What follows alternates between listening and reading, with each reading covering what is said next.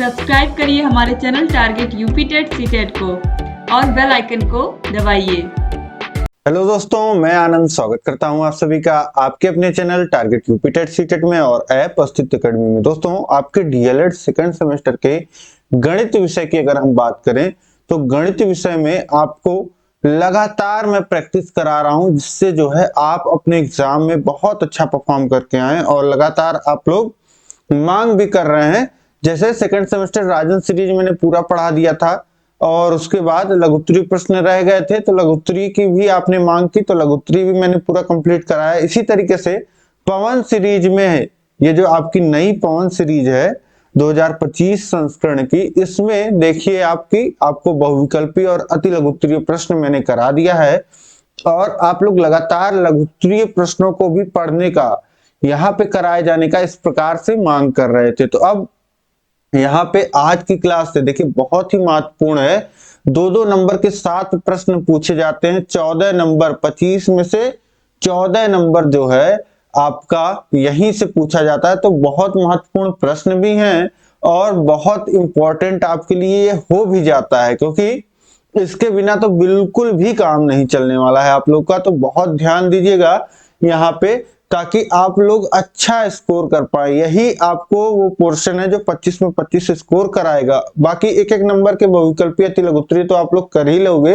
ये लघुत्तरी पे बहुत ध्यान देने की जरूरत है, बहुत प्रैक्टिस करने की जरूरत है। तो इस क्लास को लाइक कर दीजिए, अपने दोस्तों में सभी में शेयर कर दीजिए, ताकि सभी को पता चल जाए कि यहाँ पे पूरा राजन सीरीज, पूरा पवन सीरीज और पूरे सिलेबस को चैप्टर वाइज आप कभी भी पढ़ सकते हैं। लेकिन इसका मतलब ये नहीं कि अभी नहीं पढ़ना है आपको तुरंत पढ़ना है, तुरंत डेली समय देना है अपने विषय को। ठीक है, तो अब चलिए हम स्टार्ट करेंगे आज की क्लास को और इसको लगातार जो है इसमें आप लोग नंबरिंग कर लीजिएगा। इसमें नंबरिंग नहीं दिया है आपको पवन सीरीज में, जिन लोग के पास है, और जिनके पास नहीं है वो यहाँ से पढ़ करके खत्म कर सकते हैं। ठीक है, तो नंबरिंग यहाँ पे मैंने कर दिया है, आप लोग भी अपने सीरीज में कर लीजिएगा, ताकि हम लोग रिफर जब करें किसी क्वेश्चन को कि हाँ इस क्वेश्चन नंबर की बात हो रही है, तो आपके सीरीज में आप तुरंत देख पाओ। और यहाँ तो मैंने नंबरिंग कर ही दिया है। अब चलिए हम स्टार्ट करेंगे आज की क्लास को।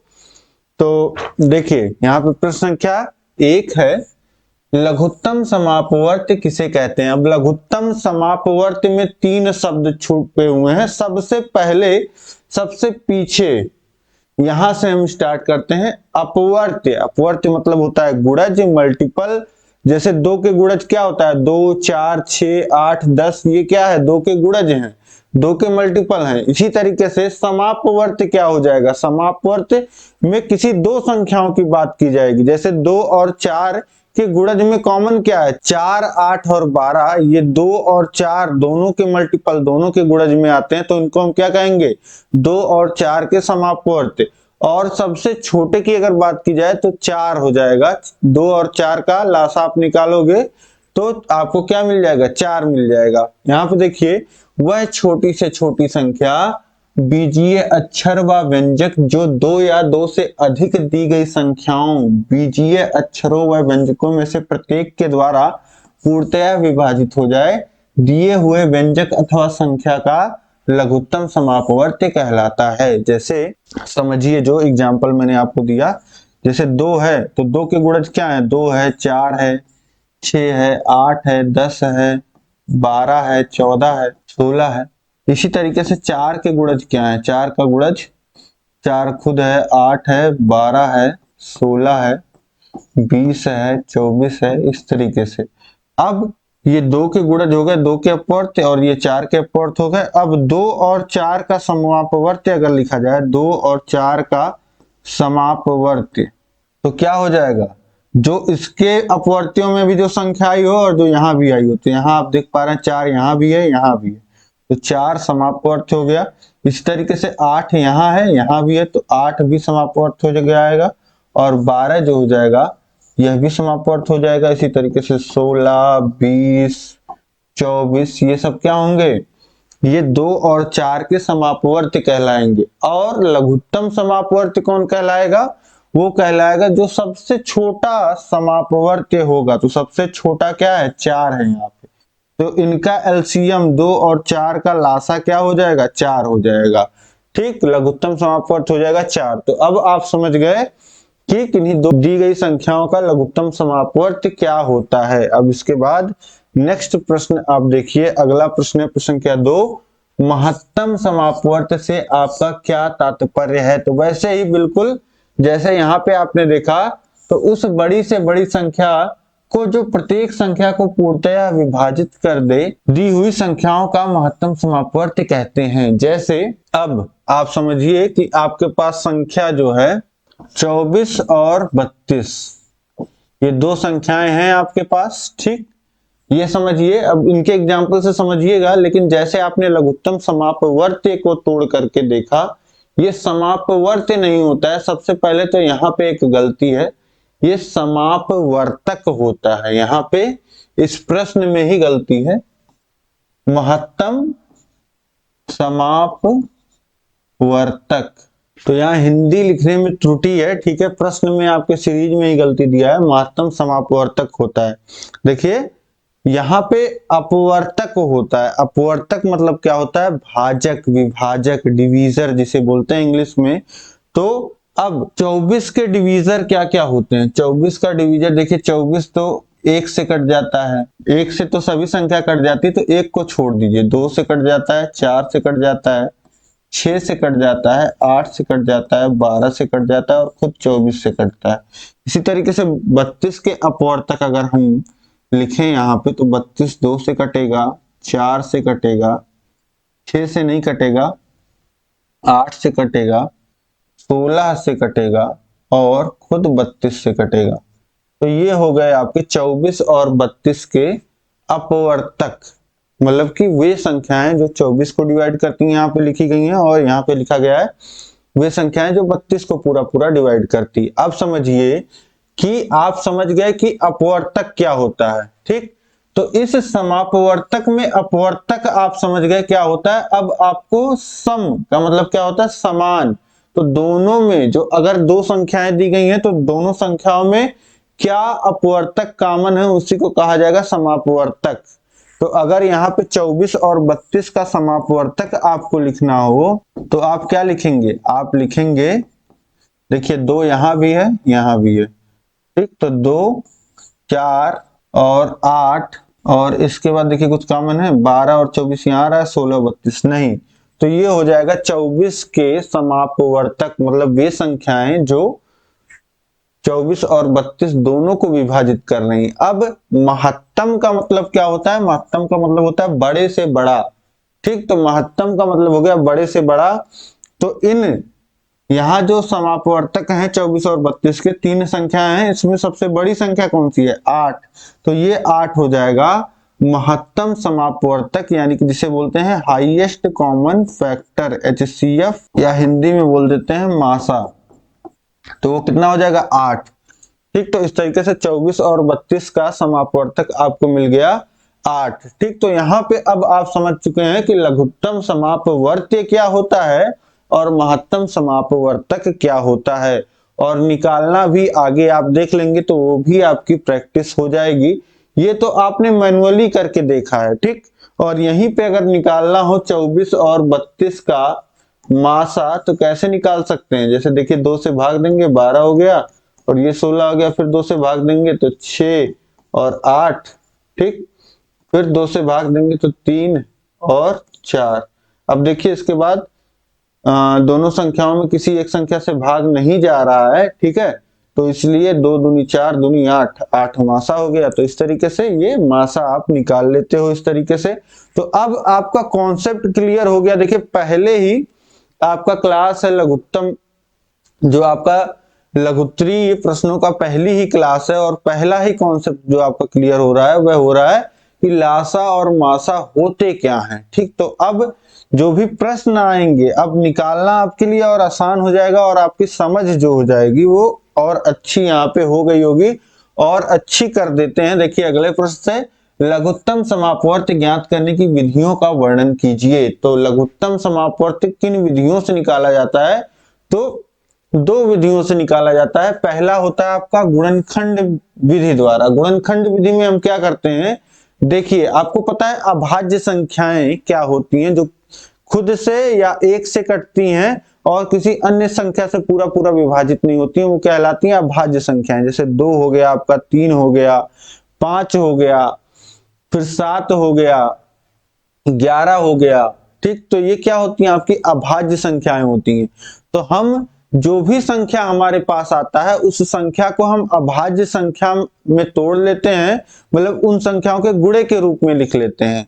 जैसे 4 को हम क्या लिख देते हैं? 2 गुणे 2 लिख सकते हैं। इसी तरीके से हम 9 को क्या लिख सकते हैं? 3 गुणे 3 लिख सकते हैं। 12 को क्या लिख सकते हैं? 2 गुणे 2 गुणे 3। ठीक, तो इस तरीके से अभाज्य संख्याओं में तोड़ लेना होता है संख्याओं को गुणनखंड विधि में। और जो हमको यहाँ पे लघुत्तम समापवर्त्य है तो हम देखते हैं अधिकतम घात। ठीक है, गुणनखंड में लिखने के बाद हम देखते हैं कि कौन सी संख्या गुणे के रूप में कौन कौन सी संख्या आ रही है और अधिकतम कितनी बार आ रही है, वही लिख देते हैं, वही उसका गुणन वो लासा हो जाता है गुणा करने के बाद। देखिए इस विधि में सर्वप्रथम दी गई संख्याओं को एक एक करके अभाज्य गुणनखंड के रूप में बदल दिया जाता है, तत्पश्चात उसके अभाज्य संख्याओं के रूप में परिवर्तित किया जाता है। पुनः सभी संख्याओं को गुणनखंड में सभी अभाज्य संख्याओं के अधिकतम घात की संख्याओं का गुणा करके लघुत्तम समापवर्त्य प्राप्त किया जाता है। तो आप समझ गए कि पहले अभाज्य संख्याओं में तोड़ेंगे और उसके बाद देखेंगे कि कौन कौन सी संख्या आ रही है और अधिकतम घात उनकी कितनी है। ठीक, मतलब वही मैं आपसे बोल रहा था कि अधिकतम बार कितनी बार आ रही है। ठीक, तो इन सब पे हम प्रश्न करेंगे, आगे आपको क्वेश्चंस मिलेंगे। अब दूसरी विधि जो होती है आपकी वो देखिए भाग विधि। तो जिन संख्याओं का लासा निकालना होता है उन्हें एक पंक्ति में रखते हैं, ऐसी छोटी से छोटी संख्या से भाग देते हैं जो कम से कम एक संख्या को भाग कर दे। 2 से स्टार्ट करते हैं हम भाग देना।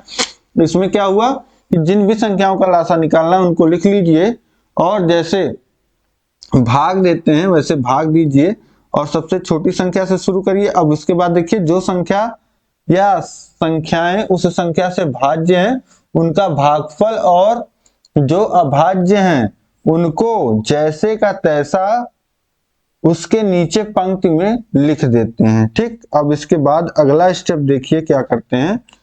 पुनः एक ऐसी संख्या ढूंढते हैं जो कम से कम एक संख्या को छोटे से छोटे ऐसे गुणनखंड हो जिससे ज्यादा से ज्यादा संख्याएं विभाजित हो जाएं। ठीक, तो जब कोई संख्या किसी संख्या से कटनी बंद हो जाएगी तो हम क्या करते हैं कि फिर से उस संख्या के अलावा दूसरी संख्या दे, जैसे पहले 2 से भाग देना शुरू करेंगे, 2 से जब तक कट रही है संख्याएं काटेंगे, जो कट रही है उसे काटेंगे, भागफल लिखेंगे, जो नहीं कट रही है उसको जस का तस लिखेंगे।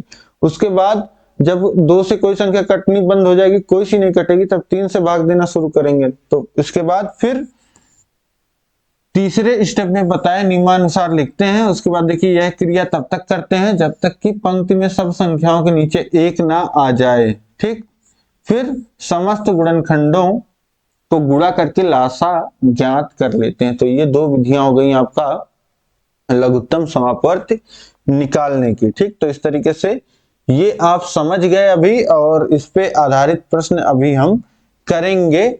ठीक है, जिससे देखिए जैसे यहाँ पे एक प्रश्न देखिए, प्रश्न संख्या 4 है, वह छोटी से छोटी संख्या ज्ञात कीजिए जिससे 7 घटाने पर वह 12, 16, 18, 21 से विभाजित हो जाए। 12, 16, 18 और 21 से विभाजित होने वाली संख्या आपको निकालनी है। वह छोटी से छोटी संख्या आपको निकालनी है जिसमें 7 घटाने पर वह संख्या 12, 16, 18 और 21 से विभाजित हो जाए। तो यहाँ पे इसको थोड़ा सा रिवर्स में आप समझिए। पहले आपसे बोल रहा है कि 7 घटाने पर इन संख्याओं से विभाजित होने लगे, वह छोटी से छोटी संख्या ज्ञात करिए। अब आप छोटी से छोटी संख्या ज्ञात कर लीजिए जो इनसे विभाजित हो जाए और उसमें 7 जोड़ दीजिए, तो आपको पता चल जाए कि वह कौन सी संख्या होगी जिसमें 7 घटाने पर आपको छोटी से छोटी इनसे विभाजित होने वाली संख्या मिलेगी। तो अब देखिए यहाँ पे 4 संख्याएं दी गई हैं और उससे विभाजित होने वाली आपको छोटी से छोटी संख्या निकालनी है। तो जब इन संख्याओं से विभाजित होने वाली संख्या निकालनी है आपको, तो यानी कि आपको इन संख्याओं का क्या गुणज खोजना होगा। गुणज का मतलब क्या हो गया? अपवर्तक। और 4 संख्याएं हैं तो चारों के अपवर्तक आपको जो ढूंढने हैं, मतलब कि चारों का समापवर्तक ढूंढना है और समापवर्तक में भी छोटे से छोटा आपको ढूंढना है। तो वो क्या हो जाएगा आपका, ये आपका हो जाएगा, यहाँ पे आप क्या निकालेंगे, यहाँ पे आप निकालेंगे लघुत्तम समापवर्तक। तो अब यहाँ पे आपको समझ गए आप क्या आपको निकालना है, कि यहाँ पे आपको लघुत्तम समापवर्त निकाल लेना है। इन चारों संख्याओं का गुणज और उस गुणज में समान गुणज और समान गुणज में सबसे छोटा जो आपका संख्या होगा वही आपको यहाँ पे बताना है। तो अब चलिए देखिए इसको सॉल्व करिए। तो 12, 16, 18 और 21 का जब आपको यहाँ पे लासा निकालना है तो आप क्या करेंगे, आप सभी संख्याओं में यहाँ पे भाग देंगे।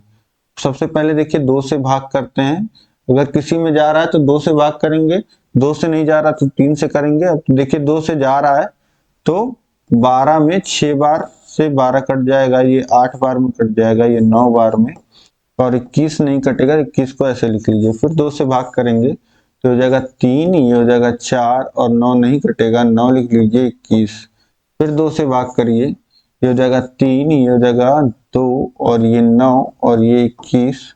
फिर 2 से भाग करिए, ये हो गया 3, ये हो गया 1, ये हो गया 9, ये हो गया 21। अब देखिए 2 से भाग किसी संख्या में नहीं जाएगा, अब 3 से भाग जाएगा। 3 से भाग करिए, ये हो गया 1, ये हो गया 1 और ये 3 और ये 7। अभी 3 से भाग जाएगा, 3 से भाग करिए, 1, 1, 1 और 7। अब 7 से भाग जाएगा, 7 से कर दीजिए, 1, 1, 1 और 1।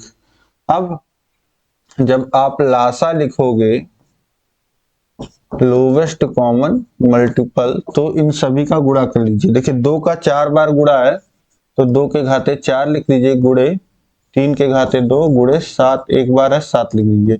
अब देखिए 2 का 4 बार गुणा करेंगे, 2 दूनी 4 दूनी 8 दूनी 16 और 16 गुणे 9 गुणे 7 और 16 नवा कितना हो जाएगा 144 गुणे 7, 7 का गुणा कर लीजिए, 7 चौक 28 के 8 हासिल लगा 2, 28 2 30 हासिल लगा 3 और ये कितना हो जाएगा 7 के नम 7 और 3 10, 1008। यानी कि वह छोटी से छोटी संख्या जो 12, 16, 18 और 21 तीनों से विभाजित होगी वह कितनी होगी, 1008 होगी। और आपसे पूछ क्या रहा है कि वह छोटी से छोटी संख्या जिसमें से 7 घटाने पे आपको ये संख्या मिल जाए।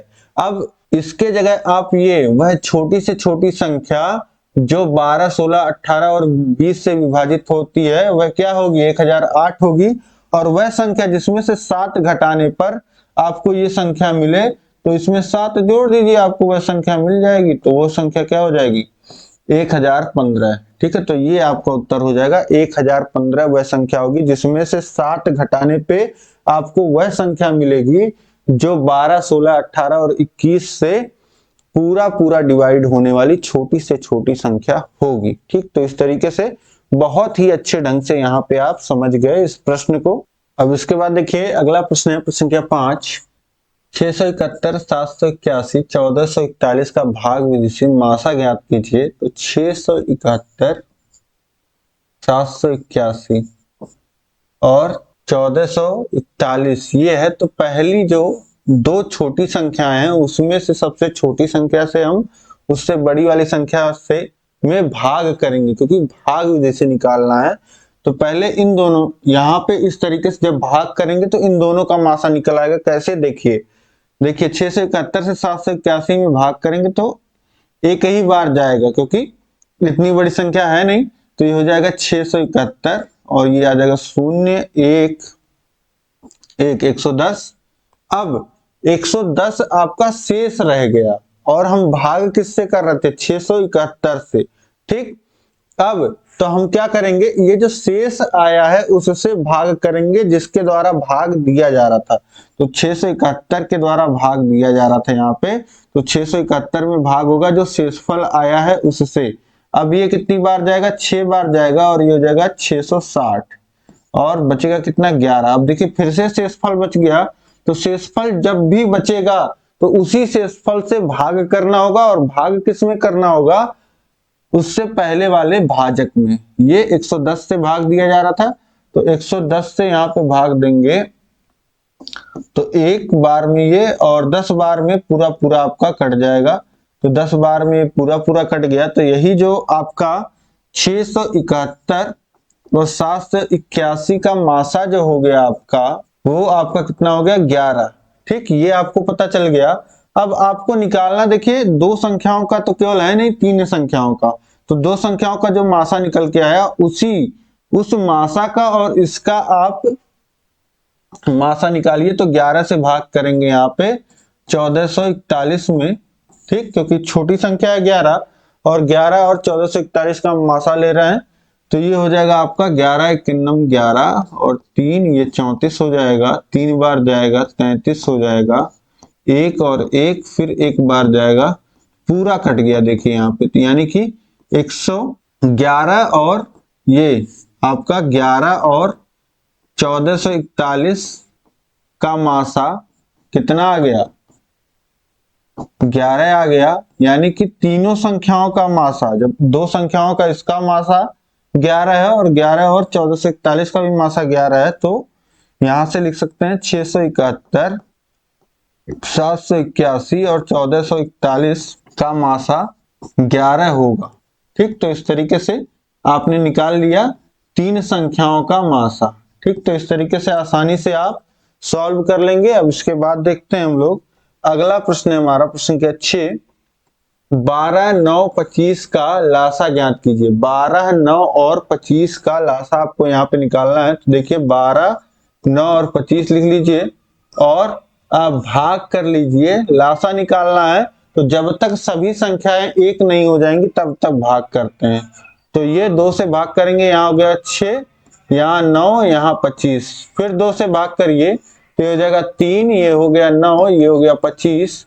अब देखिए 2 से भाग जाएगा नहीं, 3 से भाग करेंगे तो ये हो जाएगा 1, ये हो जाएगा 3, ये हो जाएगा आपको 25, फिर 3 से भाग करेंगे तो 1, 1 और 25। अब 25 जो है 3 से तो कट नहीं रहा है, 4 से भी नहीं कटेगा, 5 से कटेगा, तो ये हो जाएगा 1, 1 और 5 बार जाएगा, फिर 5 से भाग करेंगे तो 1, 1 और 1, ये हो गया आपका सभी संख्याएं एक। यहीं पे आपका लासा आ जाएगा, सबका गुणा कर लीजिए, 2 गुणे 2 गुणे 3 गुणे 3 गुणे 5 गुणे 5, तो ये हो जाएगा 2 दूनी 4, 3 तिहाई 9 और 5 पच्चे 25, और 25 चौका 100 हो जाएगा, और 9 का गुणा होगा तो कितना हो जाएगा 900। यानी कि लासा इन तीन संख्याओं का कितना आ जाएगा 900। यानी कि वह छोटी से छोटी संख्या जो 12, 9 और 25 तीनों से पूरी पूरी विभाजित होगी, वह क्या होगी 9 होगी, 900 होगी। ठीक, तो इस तरीके से ये आपने निकाल लिया। इसके बाद देखिए प्रश्न संख्या 7 है, कापियों की वह छोटी से छोटी संख्या ज्ञात कीजिए जो 3, 6, 12 व 15 बंडलों में अलग अलग किंतु बराबर बराबर बांटी जा सके। अब देखिए बोल रहा है कि एक जगह हमारे पास 3 कॉपियों का सेट है, ये 3 कॉपी का सेट है हमारे पास, और एक जगह 6 कॉपी का सेट हमारे पास रखा हुआ है, और एक जगह 12 कॉपी का सेट रखा हुआ है। ठीक, और एक जगह 15 कॉपियों का, मतलब 15 कॉपियों का एक सेट बना करके रखा हुआ है। अब हमको क्या करना है, हमको बोल रहा है कि कॉपियों की वह छोटी से छोटी संख्या ज्ञात कीजिए जो 3, 6, 12 और 15 बंडलों में अलग अलग किंतु बराबर बराबर बांटी जा सके। अब समझिए कि ये जो है 3, 6, 12 और 15 के सेट हैं हमारे पास, हमको ये इंश्योर करना है कि हमको एक एक बंडल, अब इन सेट में से उठा करके हमको बंडल बनाना है। अब हम कितने कॉपियों का बंडल बनाएं, कम से कम कि हम किसी भी सेट में से अगर के उठा करके रखें, ठीक है, तो हमारी कॉपियां जो है बराबर बट सकें। ठीक, तो यहां से अब समझिएगा इसको कि हम यहां से क्या 3 के मल्टीपल अगर ले लें, 6 के मल्टीपल, 12 का और 15 के मल्टीपल ले लें, तो उनमें से हम देखेंगे कि चारों के मल्टीपल में कॉमन क्या है, और उसमें से हमको छोटी से छोटी मतलब सबसे लघुत्तम, तो हमको यहाँ पे क्या निकालना है यहाँ पे आपको लघुत्तम समापवर्त लोवेस्ट कॉमन मल्टीपल एलसीएम या जिसे लासा बोलते हैं वो हमको निकालना होगा। लासा किसका? 3, 6, 12 और 15 का लासा यहाँ पे हमको निकालना होगा। तो निकाल लीजिए 3, 6, 12 और 15 का लासा। तो कितना हो जाएगा? 2 से भाग करिए तो ये 3, ये भी 3 और ये 6, ये 15, फिर 2 से भाग करिए तो ये 3, ये 3 और ये भी आपका कितना हो जाएगा? 3 और ये 15। अब 3 से भाग करेंगे तो ये 1, 1, 1 और ये 5, फिर 5 से भाग करेंगे तो सारे 1 हो गए।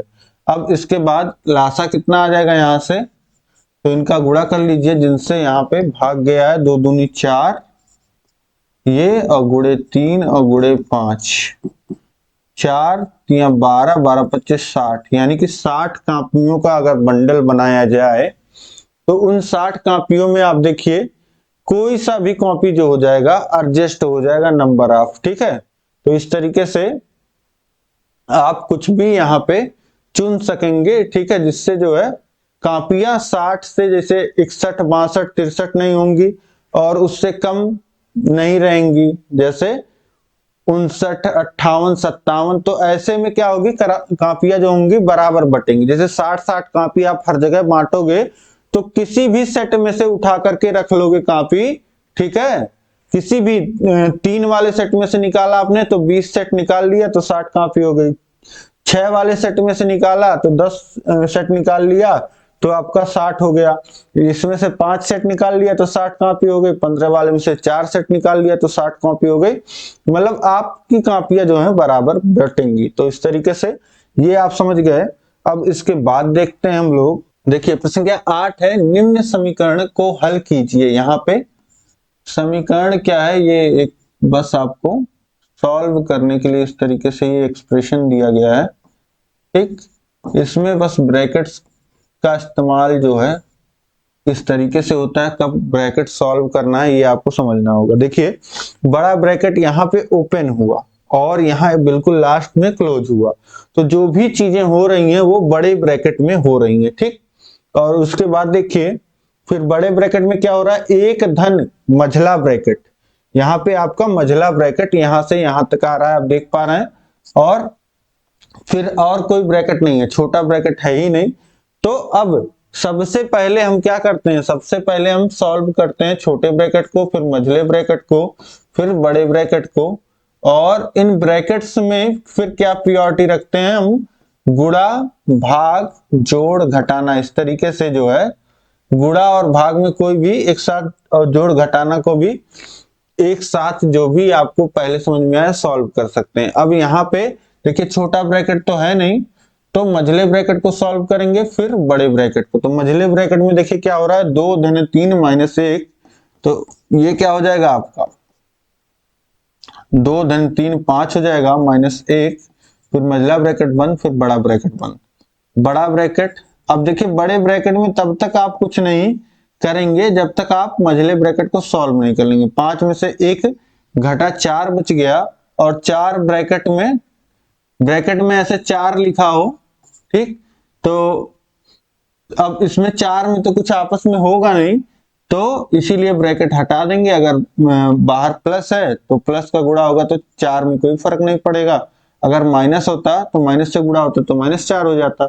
अब बड़े ब्रैकेट में देखिए क्या हो रहा है? 1 धन 4 हो रहा है तो ये हो जाएगा 5। बड़ा ब्रैकेट भी हट जाएगा, यानी कि वैल्यू कितना आ जाएगा इसका हल करने पे? 5 आ जाएगा यहाँ पे। इसके बाद देखिए प्रश्न संख्या 9 है, निम्न दी जा रही संख्याओं का जोड़ कीजिए। तो यहाँ पे आपको जोड़ करना है। ये 4 संख्याएं आपको दी गई हैं, चारों को ऊपर नीचे लिख करके आप जोड़ करना तो आप शुरू से ही सीखते आ रहे हैं। तो ये जोड़ आप कर सकते हैं इस तरीके से, ऊपर नीचे लिख लीजिए। तो आपको जैसे इकाई के नीचे इकाई, दहाई के नीचे दहाई, तो इस तरीके से आप लिख लोगे तो 9 और 16 आपका हो जाएगा कितना? 9 और 6 कितना हो जाएगा आपको? 15। 15 और 8 कितना हो जाएगा आपका? 23। 2 25, हासिल लगा 2, यहाँ जोड़ लीजिए 2 5, 7 2 9, 9 और 2 11, 11 और 7 18, हासिल लगा 1, 1 और 9 10, 5 15 हासिल लगा 1, 1 और 8 9, 9 और 7 16, 16 के 6 हासिल लगा 1, 1 और 1 2, यानी कि 26,585 ये आपका जोड़ आ जाएगा। इसके बाद देखिए प्रश्न क्या 10 है, 80 गुणे फिर बड़े ब्रैकेट में यहां से यहां तक, फिर उसके बाद बड़े ब्रैकेट में देखिए क्या हो रहा है 56 माइनस ये मझला ब्रैकेट हो रहा है, और मझले ब्रैकेट में आप देखिए क्या हो रहा है 7 गुणे 8 धन ये छोटा वाला ब्रैकेट। ठीक, तो इस तरीके से अब यहाँ पे आपको ये सॉल्व करना है। तो सबसे पहले क्या सॉल्व करेंगे, छोटे ब्रैकेट को सॉल्व करके हटा देंगे। तो छोटे ब्रैकेट को सॉल्व करके हटाना ये पहली प्रायोरिटी है हमारी। तो और किसी को कुछ नहीं छूना है, यहाँ पे किसी संख्याओं का जो यहाँ छोटे ब्रैकेट में हो रहा है वही देखिए। छोटे ब्रैकेट में क्या हो रहा है 13 माइनस 2 गुणे 5, तो पहले हम क्या करेंगे गुणा करेंगे, तो हो जाएगा 13 माइनस 2 गुणे 5 10, और फिर छोटा ब्रैकेट बंद, मझला ब्रैकेट बंद, बड़ा ब्रैकेट बंद। अब इसके बाद देखिए 80 गुणे बड़ा ब्रैकेट 56 माइनस मझला ब्रैकेट 7 गुणे 8 धन छोटे ब्रैकेट में देखिए 13 माइनस 2 हो रहा है, 13 माइनस 10 हो रहा है, तो कितना आ जाएगा 3, और ब्रैकेट हट जाएगा। ब्रैकेट हटाएंगे तो प्लस का गुणा हो जाएगा +3 में, तो +3 यहाँ पे लिखा जाएगा। तो इस तरीके से छोटा ब्रैकेट सॉल्व हो गया, हो गया यहाँ पे। अब इसके बाद देखिए 56 माइनस, अब देखिए इस मझले ब्रैकेट में यहां से यहां तक क्या हो रहा है 7 गुणे 8 हो रहा है और धन 3 है, यानी कि पहले गुणा कर लेंगे। तो 7 8 56 ये हो जाएगा 56 प्लस 3 ब्रैकेट क्लोज और बड़ा ब्रैकेट। इसके बाद देखिए हो जाएगा 80 गुणे बड़ा ब्रैकेट 56 माइनस, यहाँ पे देखिए 56 धन 3 ये हो जाएगा 59, और धन 59 होगा ब्रैकेट खुलेगा तो -59 जो हो जाएगा ये बाहर आ जाएगा। अब इसके बाद देखिए 80 का गुणा किस में होगा -3 में। ठीक, तो ये कितना हो जाएगा -240। ठीक, तो इस तरीके से उत्तर आपका कितना आ गया -240, ये आपका उत्तर हो जाएगा यहाँ पे। इसके बाद देखिए प्रश्न संख्या 11 है, ब्रैकेट में यहाँ पे देखिए कुछ दिया है, फिर माइनस ब्रैकेट में कुछ दिया है, फिर माइनस ब्रैकेट में कुछ दिया है, तो 3 ब्रैकेट में अलग अलग एक्सप्रेशंस दिए गए हैं यहाँ पे, और जो है ब्रैकेट्स के बीच में क्या है घटाना हो रहा है 2 जगह। तो पहले क्या कर लेते हैं, यहाँ पे ब्रैकेट्स में देखिए कुछ सॉल्व होने लायक हो तो सॉल्व कर लीजिए, नहीं तो ब्रैकेट्स को ओपन कर लीजिए, यही तो हम करते हैं। तो ब्रैकेट्स में आप देखेंगे कि जैसे ये x² का पद है, x³ का है, x के घाते 1 का है, और ये कांस्टेंट है, तो कुछ होने लायक है नहीं ब्रैकेट्स में। ठीक है, आपस में जुड़ घट नहीं सकते हैं। हम ब्रैकेट खोलेंगे तो उसके बाद जब घटाने माइनस का गुणा होगा तो आपस में ये जुड़ेंगे घटेंगे। तो देख करके इतना पता चल रहा है। तो अब हम सीधे क्या करेंगे, यहाँ पे ब्रैकेट्स ओपन करेंगे। ठीक, तो देखिए पहले ब्रैकेट के सामने कोई चिन्ह नहीं है, यानी कि प्लस का चिन्ह है, तो इस ब्रैकेट को ऐसे ही ओपन कर दीजिए। ये हो जाएगा 2x² plus 8x³ plus 11x minus 12। अब इसके बाद देखिए माइनस, और ये ब्रैकेट है पूरा, तो इस माइनस का गुणा हर एक पद में होगा। तो ये जो -5x² है इसमें माइनस का गुणा होगा, तो ये हो जाएगा +5x², ये हो जाएगा +2x, और ये हो जाएगा -13x³, और ये हो जाएगा +2। ठीक, अब इसके बाद देखिए माइनस, फिर माइनस का गुणा होगा -4 में, तो धन 4, और ये हो जाएगा -2x, और ये हो जाएगा +3x², और ये हो जाएगा +5x³। तो अब देखिए यहाँ पे सबसे पहले आप क्यूब वाले पदों को देखिए, 8x³ -13x³ और धन 5x³, तो 8x³ और 5x³ कितना हो जाएगा 13x³, और यहाँ पे है -13x³, तो ये घट के कितना हो जाएंगे 0 हो जाएंगे। और फिर इसके बाद देखिए x² वाले पदों को देखिए, यहाँ 2x², यहाँ पे 5x² है, और यहाँ पे 3x² है, तो कितना हो जाएगा 10x²। तीनों को जोड़ेंगे तो कितना आ जाएगा 2 और 5 7 और 3 10, 10x²। अब इसके बाद देखिए एक्स वाले पदों को देखिए 11x 2x, तो ये हो गया 13x, और इसके बाद आप देखेंगे x वाला पद जो है यहाँ पे -2x है, तो 13x में से 2x घटा देंगे तो 11x बचेगा। और इसके बाद अब क्या बचता है कांस्टेंट, तो -12 और -4 तो -8, और कांस्टेंट और कहीं आपको दिख रहा है कांस्टेंट जो है, हाँ यहाँ पे -12 -2 है फिर -4 है, तो ये कितना हो जाएगा आपका -6 आ जाएगा। अब इसके बाद ये देखिए 13x³ घट गया, तो ये बचा 10x² प्लस 11x - 6, ये आपका उत्तर हो जाएगा। अब इसके बाद देखिए अगला प्रश्न क्या 12 समीकरण 4x + 1 बाई 8x - 4 = 2 को हल कीजिए एवं उत्तर की जांच कीजिए। देखिए सबसे पहले हल कर लेते हैं 4x + 1 और बटे है 8x - 4, और ये बराबर 2 के है, 2 को लिख सकते हैं 2/1। ठीक, किसी भी संख्या के बटे में हर में 1 होता ही होता है। अब इसके बाद तिर्यक गुणा कर दीजिए, 1 का गुणा हो जाएगा 4x + 1 में, और इसका बटे में जो है उसका गुणा इधर हो जाएगा। ठीक, और यहाँ जो हर में था इसका इधर हुआ, तो इसको हमने इधर लिख दिया। अब इसको लिख दे सकते हैं 2 × 8x - 4, तो कितना हो जाएगा, ये हो जाएगा 4x - 1, 1 का गुणा होगा दोनों में, यहाँ 2 का गुणा होगा 8x में, तो हो जाएगा 16x, और -4 में होगा तो -8। ठीक, -16x - 8। अब इसके बाद देखिए 4x को उधर ले जाइए, -8 को उधर ले आइए, तो 16x में से 4x घट जाएगा, और -8 इधर आ जाएगा, तो 8 - 1 हो जाएगा, 1 - 8 हो जाएगा, 1 - 8 हो जाएगा। ठीक, इस तरीके से लिख लीजिए।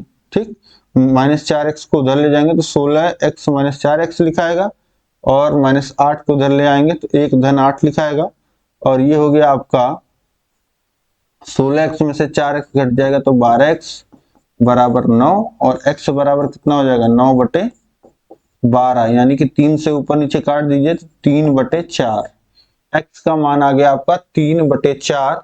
ये आपने मान निकाल लिया। अब आपसे बोला कि उत्तर की जांच भी कीजिए, तो उत्तर की जांच करने के लिए कुछ नहीं करना होता है, जहां भी जो भी आपको एक्सप्रेशन दिया हुआ है वहां पे आप x का मान लिख दीजिए जो आपने निकाला है, तो ये हो जाएगा 4 × x था तो 4 × 3/4 हो जाएगा, और -1 हो जाएगा, और बटे में 8 × 3/4 -4 बटे बराबर 2 है, तो बराबर जो है हमको 2 मिलना चाहिए। हम लेफ्ट हैंड साइड लेकर के चलते हैं, एक साइड लेकर के चलते हैं, तो अब देखिए ये कितना हो जाएगा, 4 से 4 कट जाएगा, 3 - 1 हो जाएगा अंश में, और हर में 4 दूनी 8 और 2 या 6, 6 - 4।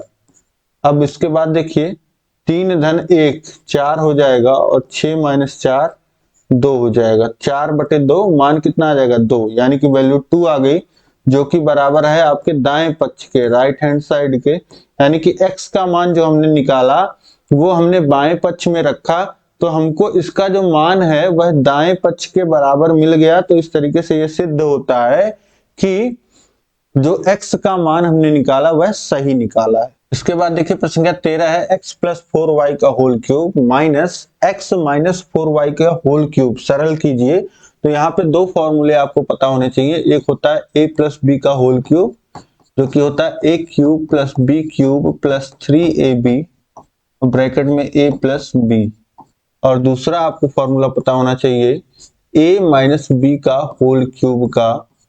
ठीक, तो ये होता है a³ - b³ - 3ab और ब्रैकेट में a - b। ठीक, तो ये दोनों फॉर्मूले यहाँ पे लगेंगे। देखिए a + b का होल क्यूब, a की जगह है x और b की जगह है 4y, तो a का क्यूब यानी कि ये हो जाएगा x का क्यूब और 4y का क्यूब प्लस 3 × a है x, b है 4y और ब्रैकेट में x + 4y, फिर माइनस। अब यहाँ पे माइनस और ब्रैकेट आप लगा लीजिएगा, ताकि क्या है कि ये जो माइनस है इसका गुणा सभी पदों में होगा जब आप x माइनस 4y का होल क्यूब का फॉर्मूला लगाएंगे। तो सभी पदों में देखिए ये एक ही जगह x है, x क्यूब माइनस 4y का cube minus 3 into x into 4y और ब्रैकेट में क्या है x minus 4y, a minus b होता है, ब्रैकेट क्लोज। अब इसके बाद इसको आगे सॉल्व करिए, हो जाएगा एक्स क्यूब और 4 का क्यूब 64 और y का क्यूब y क्यूब और 3 चौक 12, 12 एक्स वाई और ब्रैकेट में x प्लस 4y। अब अंदर सॉल्व करिए तो हो गया x cube minus 64y cube minus 12xy फिर ब्रैकेट में है x minus 4y, bracket close.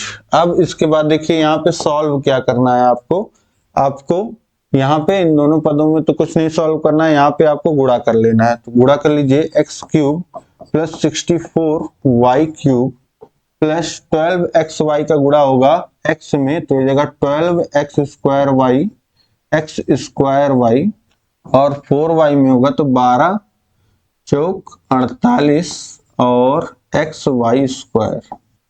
और अब यहाँ ब्रैकेट में क्या है x cube minus 64y cube minus 12xy का गुणा होगा प्लस x में, तो प्लस 12x स्क्वायर y और माइनस 4y में होगा तो plus 48xy square, bracket close. अब इसके बाद देखिए, इसके बाद कहीं आपको जो है गुणा जोड़ घटाना कुछ नहीं करना है, यहाँ पे बस आपको ये ब्रैकेट अब खोल देना है। ब्रैकेट आप खोलोगे तो क्या लिखा जाएगा, देखिए ये तो जस का तस रहेगा,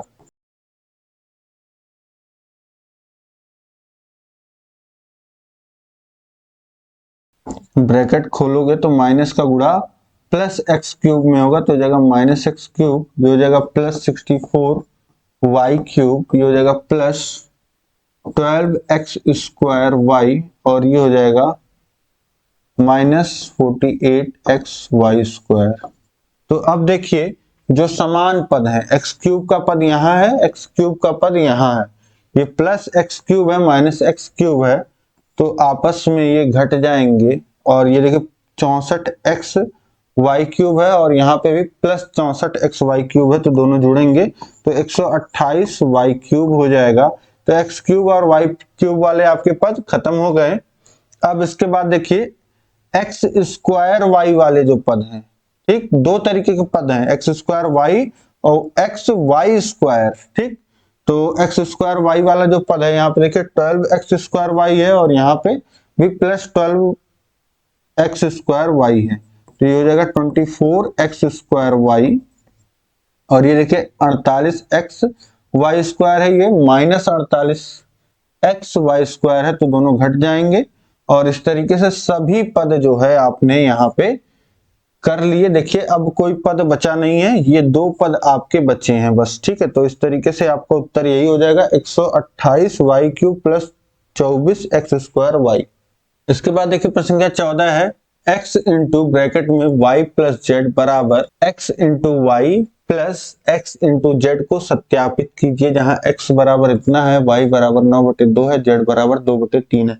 तो सत्यापित क्या करना है आपको, सत्यापित यहाँ पे करना है जो बराबर के इधर है उसका जितना मान है और बराबर के उधर जितना है उसका उतना मान है, ठीक है। तो यही आपको सत्यापित करना है। तो सिंपली आप देखेंगे तो ये क्या लिखा हुआ है, x into y plus x into z बराबर x into y plus x into z, तो वही लिखा ही हुआ है आपका, ठीक है, सिंपल चीज। तो यहाँ पे बस दोनों तरफ वैल्यू रख करके आपको दोनों पक्षों का मान बराबर दिखा देना है और कुछ करना ही नहीं है यहाँ पे। तो x का मान है -2/7, y का मान है 9/2, z का मान है 2/3। तो x y z के जो मान दिए गए हैं, x y z की जगह वही लिख दीजिए। तो x का है -2/7 और y का है 9/2 प्लस x का है -2/7 इंटू जेड का है 2/3। अब कर लीजिए 2/7 का गुणा होगा 9/2 में और प्लस -2/7 का गुणा होगा 2/3 में। फिर यहाँ पे अब गुणा करिए, अंश का गुणा अंश में, हर का गुणा हर में, भिन्नों का गुणा जैसे करते हैं तो -2 × 9 -18/14 हो जाएगा और ये प्लस -2 का गुणा -2 में तो -4/21 और ये आपका कितना हो जाएगा -18/14 और फिर -2 का गुणा 2 में तो -4/21। ठीक, ये इस तरीके से ब्रैकेट में दिखा दीजिए। अब इसके बाद देखिए दोनों माइनस हैं तो -18/14 और ये भी माइनस का गुणा हो जाएगा प्लस में तो माइनस हो जाएगा। ठीक है, तो ये हो जाएगा -4/21। तो ये भी आपका -18/14 है और ये भी आपका -4/21 है और इधर भी आपका -18/14 और -4/21 है। अब इसको चाहे आप सॉल्व कर लीजिए, चाहे यहीं पे आप छोड़ सकते हैं। आप देख रहे हैं दोनों तरफ बराबर चीजें ही लिखी हुई हैं। अब यहाँ पे आप चाहें तो इसको आगे सॉल्व करने के लिए हर बराबर कर लीजिए, तो एलसीएम लेंगे तो कितना आ जाएगा 42 आ जाएगा आपका। ठीक, 14 × 42 होता है और ये 21 दूनी, तो यहाँ पे आप 3 गुना कर दीजिए तो 18 3 कितना हो जाएगा आपका 54 हो जाएगा और ये कितना हो जाएगा 21 दूनी हो रहा है तो -60। इसी तरीके से ये भी आपका 42 और ये भी आपका कितना हो जाएगा -54 -60 और आगे इसको सिंप्लीफाई करेंगे तो 42 तो है बटे में और -54 और -60 -62 हो जाएगा और बराबर -62/42। 2 से ऊपर नीचे काटेंगे तो -31/21 और ये भी -31/21। तो यहाँ से लिख सकते हैं कि लेफ्ट हैंड साइड बराबर है राइट हैंड साइड के, यानी कि बायां पक्ष दाएं पक्ष के बराबर है। तो इस तरीके से ये सत्यापित होता है कि दोनों जो होंगे दोनों वही चीजें हैं। ठीक, तो इस तरीके से ये आपने सत्यापित कर ली।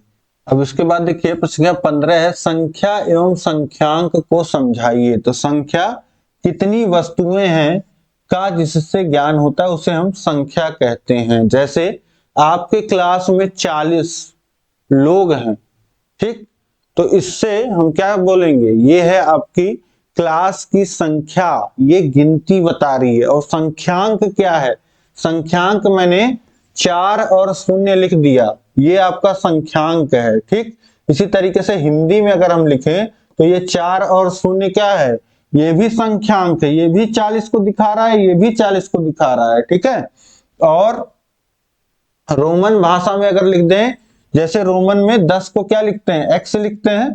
ठीक, 11 को ये लिख देते हैं, 12 को ये लिख देते हैं। इसी तरीके से आप 40 को रोमन में लिख दें चाहे यहीं पे, तो इस तरीके से ये आपका 40 क्या है, ये आपका संख्यांक कहलाता है। ठीक, और जो हम 40 बोल रहे हैं, जो जिससे गिनती का पता चल रहा है, वो आपकी संख्या कहलाती है। तो संख्यांक संख्याओं को जिन संकेतों द्वारा समझाया जाता है उन्हें संख्यांक कहते हैं। सरल शब्दों में संख्यांक का अर्थ है संख्या को लिखने में प्रयुक्त अंक। ठीक, तो इस तरीके से आप समझ गए कि संख्या क्या होती है और संख्यांक क्या होता है। ठीक, तो इस तरीके से प्रश्न संख्या 15 तक आपने सभी प्रश्नों को देखा।